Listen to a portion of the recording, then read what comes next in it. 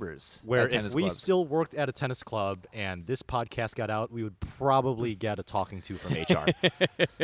Best case scenario. Yeah, exactly. Talking to.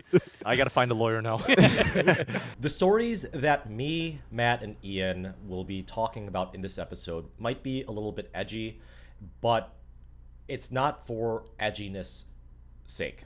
It's for you guys knowing what actually happens, what's behind the curtain of a conventional tennis club. And for those of you that are still working at a tennis club in some way, shape, or form, and if there is a story that you want me to tell the YouTube audience, please send me an email, and I would love to tell your story in a safe and anonymous fashion so you guys don't get in trouble. Happy hitting. Welcome back. Really excited to be back. Today we're going to be talking about secrets of working at a tennis club. In other words, what are, like Matt and Mark and myself have spent a lot of time working at tennis clubs. We're all going to share some stories today that we think would be surprising to members Where at tennis if we clubs. still worked at a tennis club and this podcast got out, we would probably get a talking to from HR. Best case scenario. Yeah, exactly. Talking to. Yeah. Who wants to start? Well, I'll start off a little bit mild. And this is coming from the business and IT side, right? Every single software and overall system that tennis clubs use for memberships, reserving court times, billing clients is 100% garbage. It is outdated. Someone in just a wanted to foreign rant about country. this. Yeah, I he like did. it. Yeah, no, I do want to rant about this because, first of all, HTML crap is crap. So whatever the people see behind the front desk, it is the ugliest piece of garbage that you've ever seen, and it should be developed by someone in 6th grade that wants to become a computer scientist. Second of all, reserving. The last club I was at still used paper court sheets. was that a country club? Yeah.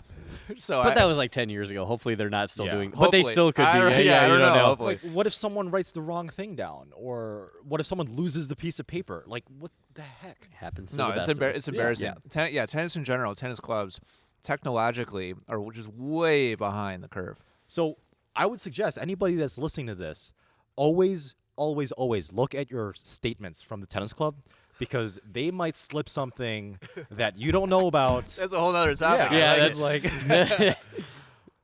Phantom charges. yeah. It's like, oh, Are you making a statement there? No, I've never done that.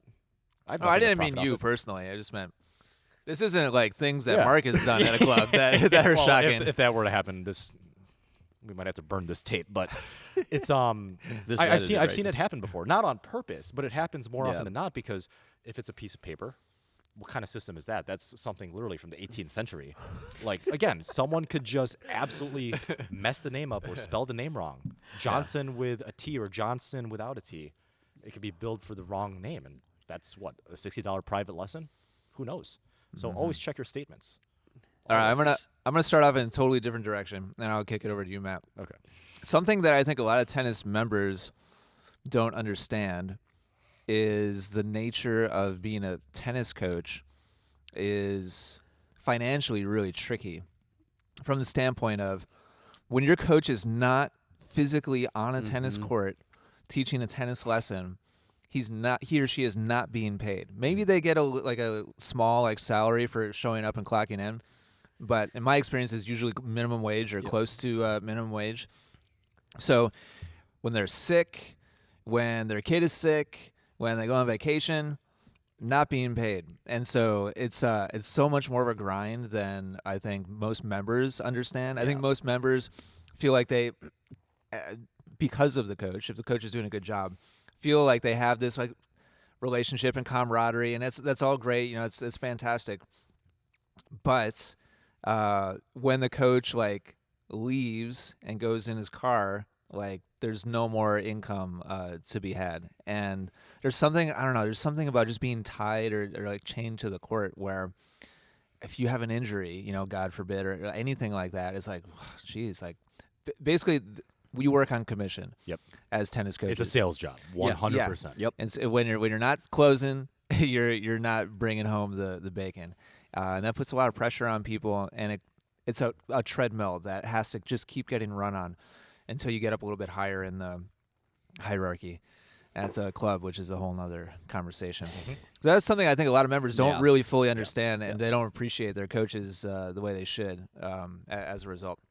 Yeah, and I think to piggyback on that one is most coaches. So if you're making X amount of dollars per hour, because it's an hourly job, and to grind out 40 hours plus is extremely tough on the body. And when you're younger, it's easier to do. But I think the other interesting thing too is at certain clubs is when you're coming in as a new pro, you're typically given between 15 and 20 set hours. And then it's basically figure it out.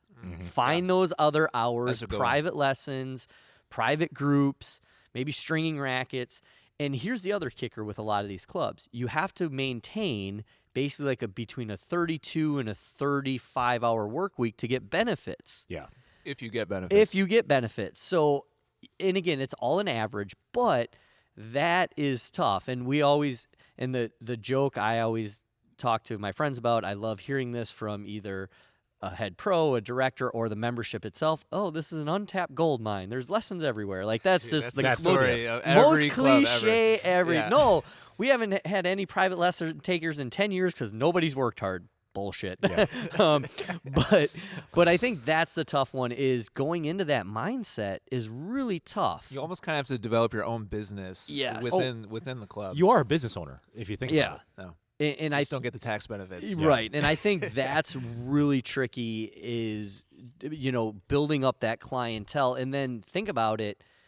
And again, if I went from the North, I'm in Illinois. If I went from the North Shore and then I decided to go to the city and I built up this great clientele, my members aren't coming with me. I have to redo this whole process again. Now, maybe I'm moving up into like a different role and maybe a little higher paying role, but it's a lot of it's starting all over, and that's a grind, and that's really hard. It is, and you're not going to see the benefits for both the quality of your kids getting better as not kids, but your clients getting better as tennis players, well until maybe 6 months to 18 months of you after being at that club, because it takes time. It's a business. It's an asset where you got to build up your own business, and you got to build and establish relationships, and it's still probably traditionally word of mouth of how you get more private and group lessons. And really quickly, going back to the benefits, talk. I remember the last job I had, 401k, healthcare, like feeling like holy crap, like I just hit the jackpot here, because it's not a normal thing. It's not like like in most like corporate, America, or a traditional job, kind of space where it's just basically assumed like it comes what is the benefit package. There's all kinds of there's a lot of tennis coaches that aren't even employees. And they're just contractors and just have to figure everything out 100% on their own. So depending on what kind of club you're in, your coach might be completely on their own trying to figure out those types of things, while being in that sales like commission type role is not an easy thing. And with, let's see, as you said, it's commission, and I'll throw out some numbers there because it's definitely not my full-time job. I still only teach about 1 hour every other week at this local club in the Milwaukee area. I was more of like a family. Starting to build up a little client book here on the ET club. I am, but this is not a traditional club. Oh, sorry, am I not supposed to say that? What? No, it's fine. I don't care. Okay. What are you gonna do? Fire a software engineer that's working 1 hour a week at a tennis club? I didn't know if the other club would be pissed if they knew you were teaching here or whatever. That's fine. We'll talk about that a little bit. We'll talk. So I'm an independent contractor at this local small 4-court tennis club, and they bill a private lesson for me $80. I only get paid a quarter of that. Plus no benefits, even if I were to go full time. 75%. Plus fighting for court time at a 4-court tennis facility. That's ridiculous.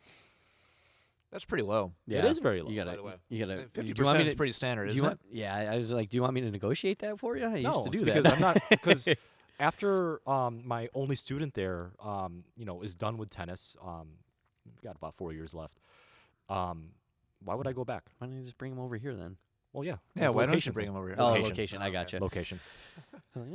But I like. I'm not taking a cut here.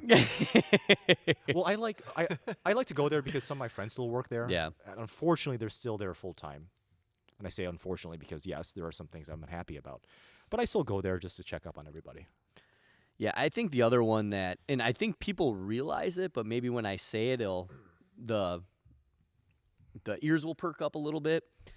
For the most part, remember, we coach when other people play. Oh, dude, it's such a big one. So yeah, you have a lot of the stuff. I would say the traditional kind of breakdown is 9 to noon. You have some groups in there.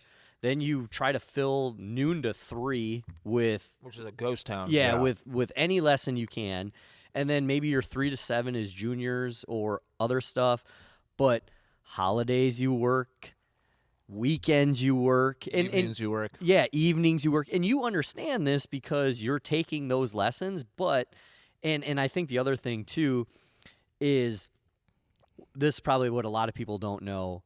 Most tennis coaches work 6 or 7 days a week, which I push back on this standard all the time. I've gotten nowhere with it, but it's something. And to be fair, that's a lot of the hospitality as well, which I think hospitality is going to take a big brunt on quality of people working there just because of that lifestyle in years to come. But yeah, 6 or 7 days a week is really tough on the body. It's tough mentally with that. So I think that's the other hard thing as well is just the demand of schedule. What did you do to your phone? Holy crap! Oh, that's just the screen. Don't worry. Yeah, I know that's a No, screen. the screen protector. So Oh, it's not the screen. Oh, it's not itself. actually the screen. Yeah. Oh, wow. Threw what it. it's there for. Did you hear how much he's getting paid at that club? He threw it against the floor. Yeah, there's another. 6 to 7. I mean, your home life is. It's tough. If you got little kids at home, having some kind of reliable time Yeah. block to spend with your family is very, very difficult. That's the other thing that made me feel like, wow, like I really made it at my last job.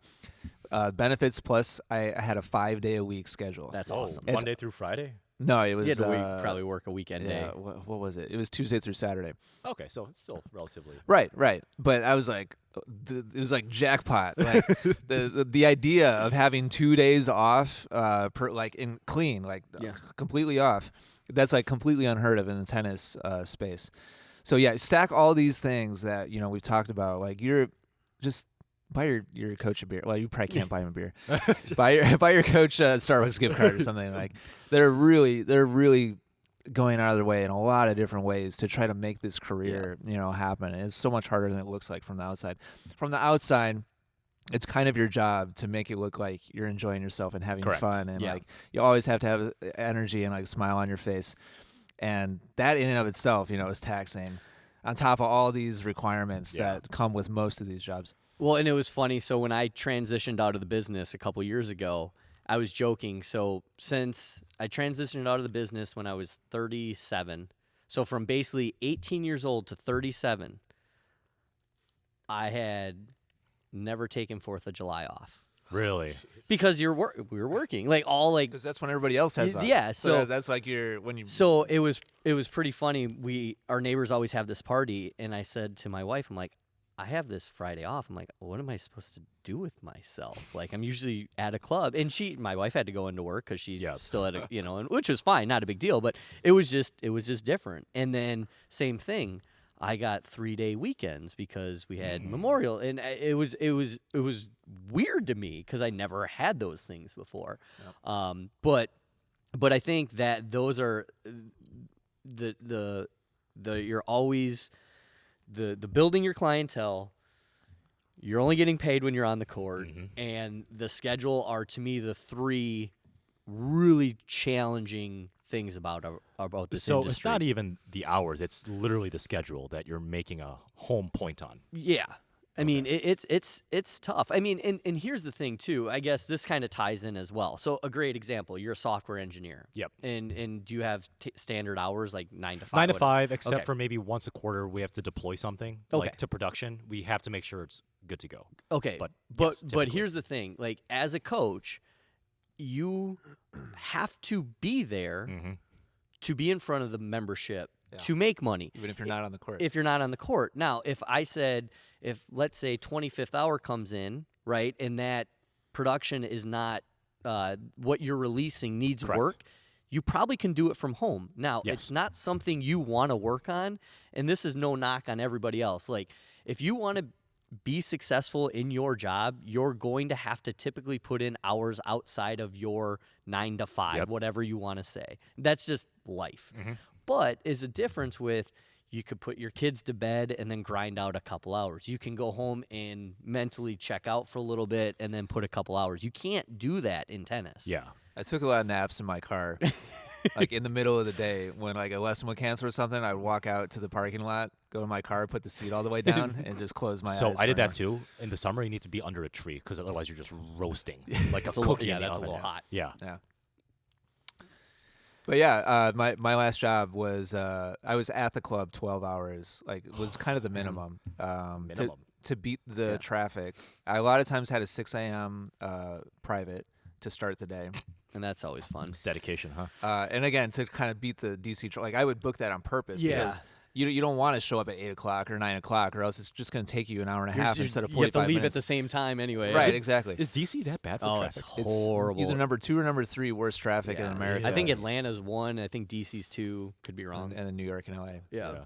So I booked 6 a.m. lesson just so that I would go before traffic got super terrible, so I would just be there. And then you were mentioning you're doing like your ladies groups like in the morning. You got your kids stuff like mid to late afternoon. So back to 5, 6 o'clock again. And then maybe there's some kind of social thing. Yep. Potentially like Night drill or social. Yep. something. Yeah, team tennis or like something. And so 12 hours was kind of the minimum, and a lot of times it was 14-hour days. So, a little bit of elephant in the room. On the weekends, I know where you're going now. there is a 75% chance your coach is either drunk, hungover, or a little bit too happy, if you know what I mean. I mean, real I'm talk. serious. I started like drinking because I'm an introvert. The amount of energy, the amount of like social energy like it requires to just be on for that many hours. Yeah. I would come home and just be like strung out and just have to. It's like, how do I come down from this? Like, you know what I'm saying? It's like your brain and like your face is like working, all day. But on the flip side of that, the extroverted ones, the extroverted tennis coaches that do it, 25 plus hours a week, they still want to have a social life. So Friday nights, Saturday nights, after they close up, they're in the bars and they have a 9 a.m. lesson. I feel like a lot of tennis coaches just drink a lot in general. Yeah, Not I just think so. because of what I Oh, said. I maybe think it's it's just like a like- highly social sport. It is.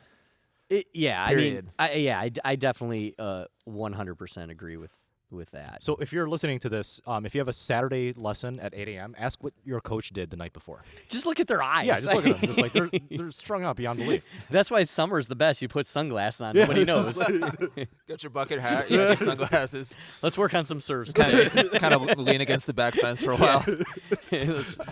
Serves are a must today. Let's talk about that. Is there an alcohol problem in tennis? I think there's just probably generally a alcohol problem in general with most professions that in hospitality, I would say anyway. Hospitality, yeah. That's a good call. I think so. I think more of it is, again, you're always trying to please. Yep. That is the job. Whether it's you're trying to make somebody a better tennis player, you're trying to make them more positive self-esteem. You're kind of more of their life Trying to coach. fix their problem. Yeah, with their billing, or you're hearing about their how their kids are a pain in the ass, how their marriage husband. problems, Yeah. yeah. I mean, Oh, so you're a therapist now without a license. yeah. So and you get paid quarter. yeah. So I think it's a lot of that, and I just think it's more of like you said, just need to unwind and have many for real. Like, cocktails I and felt like things I that. had to ingest a substance when I got home. Yeah. And it was like understood by my wife that we were not talking for like at least an hour after I walked in the door, because Need to it's like, unwind. yeah, do not like. It was I don't know that I even had to say anything. It was just obvious that like I was like in power down like mode, and it takes a while. Yeah, and the interesting thing about the profession is you're getting hit by so many different angles, right? It's not you can't put out a solution that is going to please everybody. Correct. So you're putting out what you think is a solution, and then you're getting beat up by You others. brace for the complaints. Yeah, and it's just like, I just can't mentally deal with this anymore. So, and it could even be everything, right? I mean, like you said, it all rolls downhill, right? If I made a decision and Ian's the director, head pro, whatever title, and they don't like that decision and they come bitching at Ian, and then Ian's like, Matt, what are you doing? Now I'm getting yelled at by like 3 different people. Yeah. And you think some jobs, right? You have clients that you might get beat up by, and your boss, and that's all standard. But it's hard because it's supposed to be fun. I think that's the other caveat to this. Like, this is a sport for recreation and fun, and I don't think I've ever gotten a complaint about me because somebody wasn't getting better. Right? That's like the focus, right, of if you're taking tennis lessons or whatever, you're getting better. It was other things, like could be out of your control or whatnot, but it's like, this has nothing to do with the purpose of what I'm coaching you on. Yeah. Let's talk about why tennis coaches get fired. Okay, so Should we say the obvious one? Unless you have no. were you going to go to something else? It was the top 2 that we talked about, and that I think every tennis pro subconsciously knows. Why don't you say it for them? Okay, so the Number 1. I think the biggest. I think I know what you're thinking. Yeah. But I think this is very close. I'm curious what you think is the number 1 contender. The one I was going to start with to just open the door and lay the groundwork was teaching members off premises at like their private club, their private court, like at their house or local park, so that they can pay you in cash for less than what they would get charged at the club.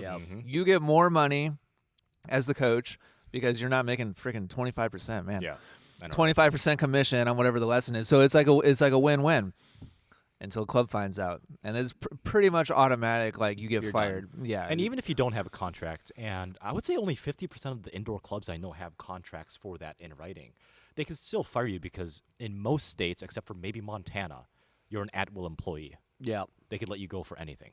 How do you know that? I did my research. Nice. Yeah, and plus in tennis, frequently there's a non-compete clause if you did sign a contract, and so you can't go work at another club within 50-mile radius of wherever you just got canned for getting greedy and teaching your client someplace else.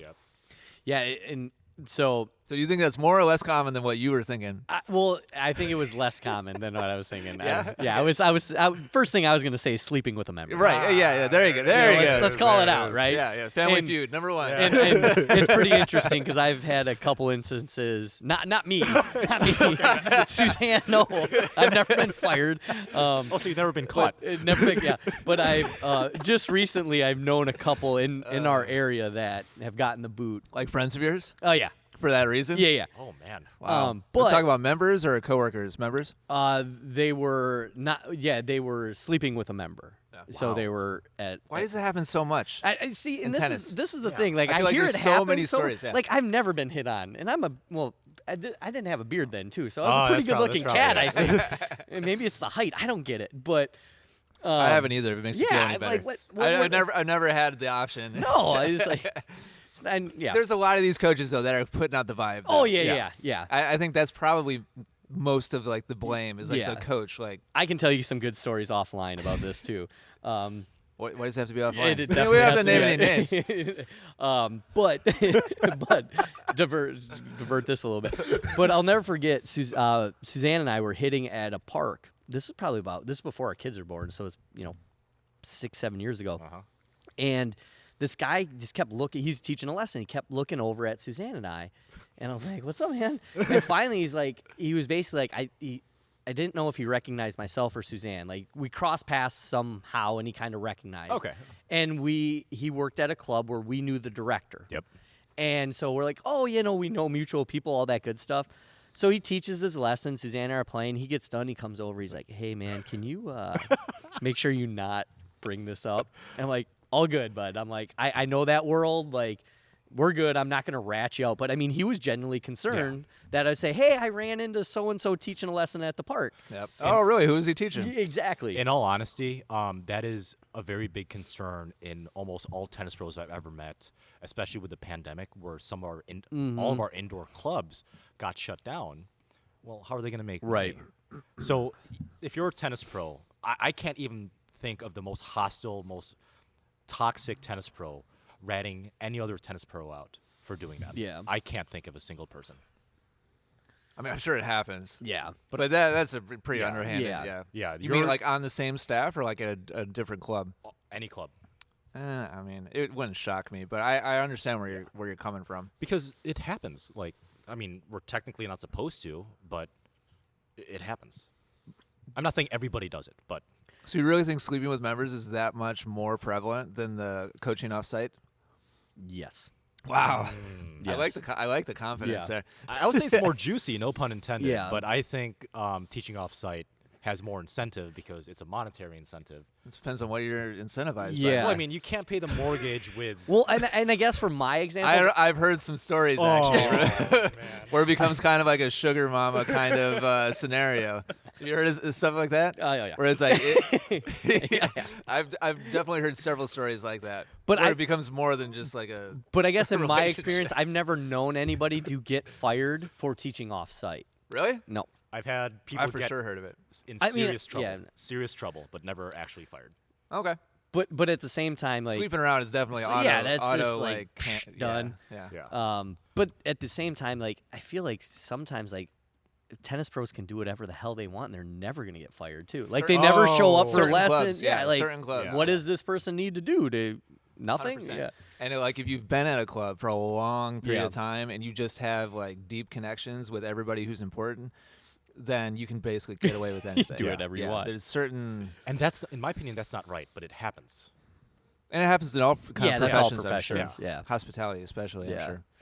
I'm sure. Let's see. Someone, and again, I got to be careful here. But there was someone from a foreign country that spoke English pretty well, but grew up in a different culture, right, in Europe. And it was a public class setting, and it was, I think, like a low JV, so like 7th grade through maybe sophomores in high school, depending on your level. And again, it was a group setting. There were a lot of people there. We just got done with a drill. And this individual, we'll call him David, went up to. Went I up like to, the fake no, name. No, I'm no, sorry. David. So David went up to a girl and said, "Hey, good job on that." While like touching her shoulder. How old is David? 22, 23. But again, it was a public group setting, Yeah. and Italian, or in this case, he's from Italy, so they do. No, they have a different culture. I know, but it's funny how you're trying to walk Yeah. that It's line. of, narrowing like, down Yeah. like very quickly. But the dad freaked out in the stands or in the viewing area, and he got let go that night, and it was in Really? a That's public that's setting. That's a aggressive. little- That's yeah, aggressive. That's extreme. ridiculous. But also, like you gotta understand. You got to know your audience. the right optic, there, like the yeah. optics of that. And I think especially when you're like the golf pro or the tennis pro, I think there's already kind of this like There's a stigma. sleazy Yeah. like stigma about it. Like You used know, car salesman or something. Yeah, 100%, 100%. Not that that's a bad thing.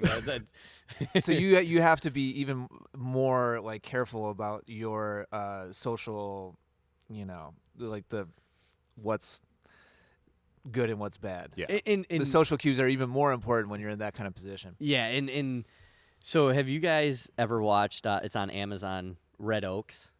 I've heard of heard of this, it. but I haven't watched it. Definitely watch it. It's like based in the 70s or 80s. It's like basically country everything we're club. talking yeah, about. it's hilarious. It's great. I mean, I've never been at a club where like we could drink till all hours of the day, but check that out. Highly recommend it. But it kind of talks about the the life of a country club pro and all that. Stereotypical, Yeah.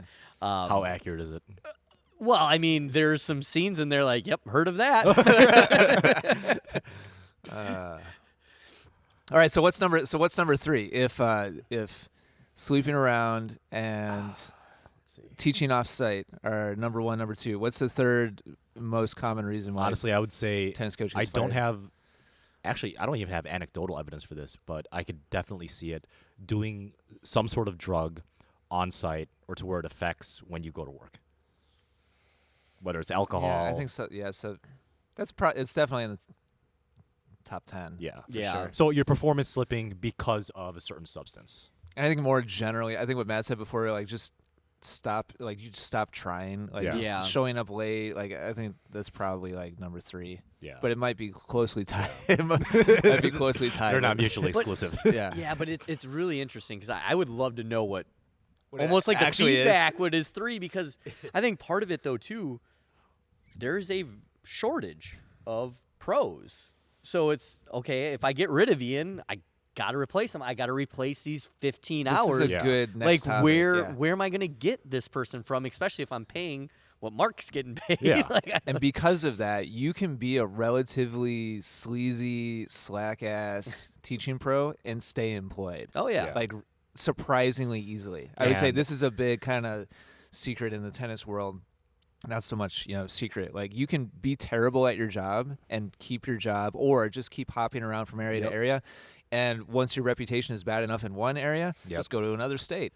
And I've been teaching for 10, 15 years. Like, and there's not a lot of due diligence. You can get a job because of what Matt is saying. It's hard to find a good teaching pro, and so you can get hired relatively easily. Yeah.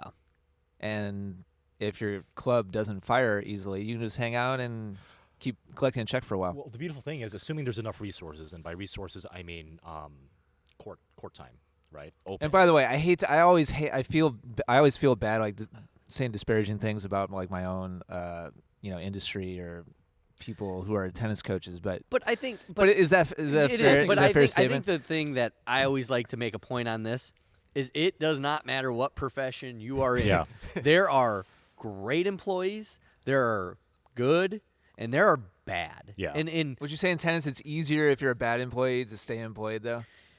On average? yes, the Hate to sound judgmental, but I feel like the reason I will say yes on that is because it's a specific skill set. okay. the social, like the personal yeah, skills. and you have to be able to at least coach a little bit and play tennis. But if you can talk the Right. talk, you can kind of get Correct. In the door. And you think of like so tennis to me is like a trade, right? So if you were a plumber and you keep breaking pipes, you're done, right? No one's going to Doesn't keep matter how good of a talker. Yeah, you it are. doesn't matter. Like but as a tennis coach, if you can be a body and feed a couple balls and give a couple tips, you're right. Somebody's going to give you that opportunity. So I'll come from the business side on this, right? So I was in business finance for quite a bit and became a sales guy. So we agreed, everybody agrees, you'd have to be moronic not to agree that a tennis coach is a sales job. It's Right. a commission-based incentive, right? So you could be a scummy employee in any industry in a sales position, but as long as you bring money in, Yeah. Yeah. no questions asked because that's true. feeding their bottom line. Yep. As long as it's nothing too egregious like a huge sexual harassment filing or something completely drastic, as long as you're bringing in the money, you're good. Because if you don't bring the money in, you don't get paid. If you Right. bring the money in, the company takes a cut of it, a big cut of it, and then you take a small portion. Yeah. Yep. Yeah, I mean, and kind of to go to that point, like, and I don't know what the average lifespan of a teaching pro is at indoor facilities. 45 years old? No, like how long they stay at that club. Length of tenure. But yeah. like if you look at, when I was in recruiting, we were trying to recruit sales all the time. Like Yep. a sales lifespan is usually like 1 to 3 years. yeah. They really? either get burnt out or they get a better. I mean, part of it probably is they keep similar getting for that tennis. better offer, right? Yep. Hey, I know you're making $30 here. We can in tennis, we can bump you up to 40, and we can kind of the same thing. We can get you that 15, 20 hours and start you on the. I bet you right teaching track. pro is similar. Yeah. I was gonna say 3 to 5, but that might be a little high. Yeah, I mean, if you look at my track record, I only made it about 3 to 5 years at per club. But the difference is I kept Yeah. getting higher jobs. Well, that's how you get paid more money. Yeah, and- Businesses typically aren't going to give you anything more than 2 right. to 5%. But I never had the goal though either of just being a 100% teaching pro. Like Yeah. mentality wise, I couldn't do that. Good for you. Yeah, Glad you're I out of the just industry. couldn't. Yeah. So more props to the pros out there that Yeah. doing it to mentally and physically grind it out every day. And back to what Ian said, obviously we're being very, very, very critical of some tennis pros and some systems of influence, like, the crappy systems in most tennis clubs. But in my opinion, if you're going to love an industry, which I know everybody here loves tennis, you can't just blindly say, oh, it's perfect. You need to be able to critique it in a very, very specific type of way. And there's nothing wrong with this type of conversation. Sugar mama sleeping around, specific kind of way. No, I mean, not at all. I mean, it was interesting. So I mean, I would love to hear Ian's take on what I'm about to bring up. Is since we went to school together, so freshman year, so we'll call it my sophomore year because you were a freshman. So we have this thing called the PTM banquet, right? And we have a bunch of alumni that are like, some are like bigwigs in the industry, some moved on doing other things. They were the biggest degenerates I've ever ran into, right? So were they hitting on the Ferris State women's Probably. players? I don't remember. I don't want to pigeonhole that. They probably were. I mean, but I was like, and again, I was 19 years old at the time. I don't know what I was expecting because I was that degenerate when I went back for the banquet. Years later, I was partying with the kids at The in back the house. table. Yeah, like when we went back and we Yelling did the stuff, banquet. like- Yeah, that was me. I was. Were I you a was guest terrible. speaker at Ferris? Yeah, I did like a couple workshops. Yeah. Okay, Yeah. all right. So yeah, we put something together, but yeah, I was doing shots with the kids and things like that. So, but I think it's pretty funny. I was like, whoa, like kind of what you said before, like the industry is just it's a partying industry too. Yeah. It is. But yeah, that was. I very much felt like the odd. It's kind of similar, like financially, how I felt like the odd person out. Same thing, like at Ferris. Like I don't know how much you remember about me at Ferris. Like I didn't go to parties. yeah, you didn't. I didn't hang out drink. with us. Yeah, and so again, I kind of felt like the odd Yeah. person, and that's pretty normal, like college experience. I think for regardless if you're a tennis player or not, is you go Right. to parties and drink and stuff like Yeah. Right. that. You think it's more so for tennis? Yeah. I'm thinking like Robbie Todd. And Yeah. I like- mean, it was out of control, and it wasn't like a bad thing. I mean, at the time, I was like, "Come on, guys, you're like 27 years old, you're 40 years old, tone my it down." God. But when I became that guy, I was like, "I get it." another round. Yeah, let's do it again. Now you got me thinking about when I go back to Whitewater for these alumni parties, and I'm the 31-year-old, 32-year-old. So Yeah, partied up, Mark. I know, right? I have to tell this very quick story because it's really degenerate and it's pretty funny. So when we went back to the banquet, same thing. So I can't remember what year it was, but I think at the time, both myself and Adam Boyce are directors of tennis now. So we're like the high point of where we are. And we started at the casino at 8 a.m. And we got to the banquet at like 7. So we've been drinking all day. So 8 to 7. The casino's 45-minute drive Yeah, away. By the and way, his- like they're going making a drive to start at the casino. And Adam's parents took us there, so we didn't drive or good. anything like that. Good. So anyway, so we're now been drinking, and we get back from the casino, we're just going to bars, and Do you have somebody At 4. 4 or 5? At 5? 5. All right, go ahead. Go Pause ahead, it. Mike. Go. No, go ahead, Mike. okay, so so we get back, and you remember how when you won an award, you did a speech, right? Yeah. So someone gets up there, and we were so mean.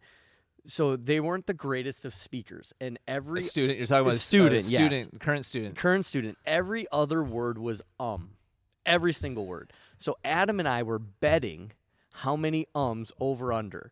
So it was like, call it like 10 or something, and we get to 6, and we're getting very loud because we have money on Do you have this. like dollar bills Yes, back there? and we have our head down. At one point, Suzanne's like, "You have to stop." She was like embarrassed of us because we were just being so degenerate. Yeah, so that's a little bit of that It's the industry. tennis industry, ladies and gentlemen. Thank you, Matt, for this sharing You a wanted the personal insight. personal story. Drugs, partying, and gambling all in one story. Don't forget, he didn't bring sex into it. Yeah, we did. Oh, okay. Maybe that was later on and he left it out. Yeah. Speaking of, I honestly think that in every single tennis club I've been at, if there's a new front desk woman that is just out of college or is like a sophomore in college, every single pro that's not married is trying to get her number one way or another. That is I personally have seen that I'm thinking in, back. in more than 3 clubs that I've worked at. I feel like where I was, the culture was is a little more Yeah. straight laced than that. Really? The Ours places- was too. If you're in more of a commercial type Yeah. facility, I could totally see that. Yeah, it was commercial. Yeah. But the one Private club, I think. Yeah, I think that one they put the happened. kibosh on that kind of Oh, stuff. Pretty no, quick. private Not that club- it doesn't. Not that it doesn't No. happen, but it's not like out in the open like a. But I would say the one pushback to that though too is if for me for instance if I came from Ferris State Yeah. and I moved to Chicago, I don't know anybody in Chicago, Mm-hmm. and if I wasn't dating anybody Yeah. and somebody started working at the club and like where else am I meeting people? Correct. So and again I get part of it, but I think it's just more of that's sometimes the outlet to meet friends and people like that. And you're there 14 hours a day, 6 days a Yeah, week. like, exactly. Not saying it doesn't happen. Yeah. I take a little For bit sure. of the other side of No, it. for sure it happens. Yeah, no question.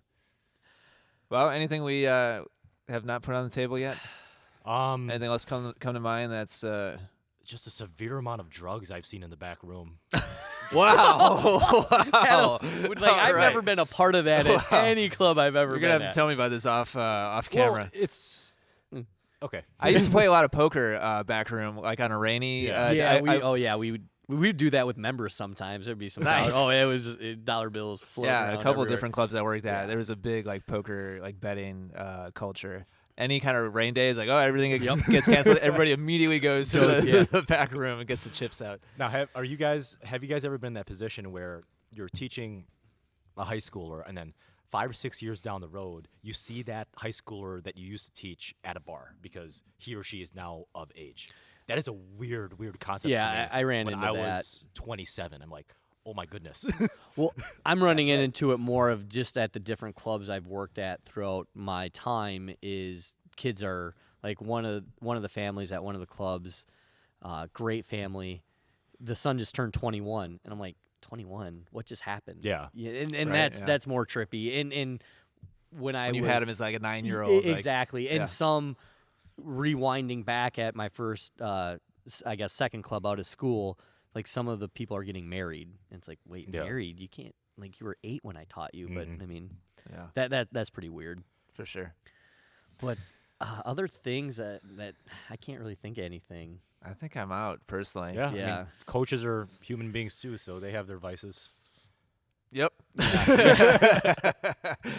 All right, there you go. This is another one where I'm kind of curious to hear the audience feedback. Hopefully, we didn't just like tank the tennis industry for the next like 10 years. How many cease and desist orders do you think we're gonna get now? But this is the thing. This is part of like I mentioned it like when we did like kind of the reboot like introduction of you guys. This is why I kind of love this show is none of us have normal tennis jobs Right. and we're free to just talk Yeah. about this stuff. Where else do you, in a public setting, do you hear this stuff getting talked about ever? No, and it doesn't. And I mean, it's kind of interesting because I think it's obviously talked amongst the pros. Yeah. For sure. Right? Yeah, for of sure. the positives. and the Urban negatives. legends about- Yeah. about But I other mean, you coaches. can't. I mean, it's interesting because the world we grew up in, too, of the private club scene is much different than the public facility. Yep. Because I remember when I was at South Barrington Club, like I would have a couple beers with some members, even at the club. I did it a couple times at a couple of the different private clubs I worked at as well. But I remember one of my bosses one time, we were playing a paddle match and we were drinking beers.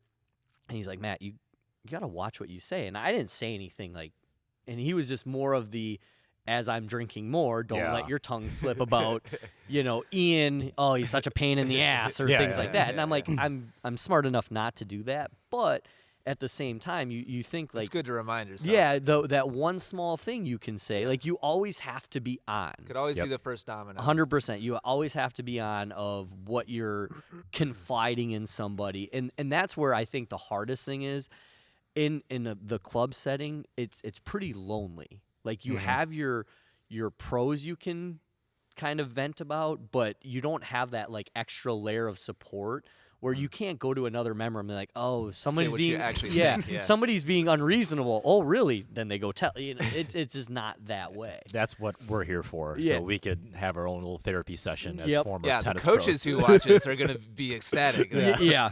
thank you so much Yeah. for like talking about it. It's going to be therapeutic for coaches, but hopefully we didn't turn off a lot of members. So you know what? Gosh, can we get like in the feed or in, I know we put this on your Yeah. YouTube channel, but how can we give like an anonymous feed So- for like the A hotline? best stories? Yeah. I want to hear like some So- crazy tennis pro stories For out there. those of you guys out there that are watching this on my YouTube video, send me an email. I will leave my email down in the link in the description below, and I promise I will remain your information, the club you worked at, or what part of the U.S. or the world you're in, anonymous, because I You want won't to hear say these you're stories. Italian. or your social security number and where you work. And So I guess in conclusion, tennis pros are all drug users to some extent and have hormones raging through them. But it kind of comes with the territory. You got to cope. There's like coping mechanisms. exactly. All right. Well, on that note, thanks for listening, everybody. All right.